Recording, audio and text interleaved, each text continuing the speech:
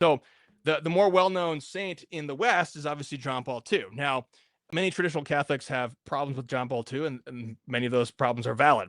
But I just want to point out a few things about John Paul II's pontificate. Really, the big thing that stands out about his pontificate is that when he ascended the pontifical throne in 1978, he almost immediately began preaching what would be called the theology of the body. Now, in a very in a more basic way, we can see how the church was in great decline in the later 60s and 70s. And in particular, the main flashpoint was, in fact, Humanae Vitae.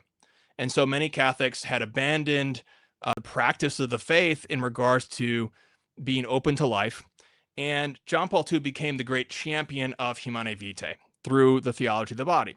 And so many of the young priests who are coming up today, this is really the lasting legacy of John Paul II, is many of the young priests who are coming up today were conceived under the pontificate of John Paul II. And they were raised in families who were zealous for the faith under the pontificate of John Paul II, who were open to life.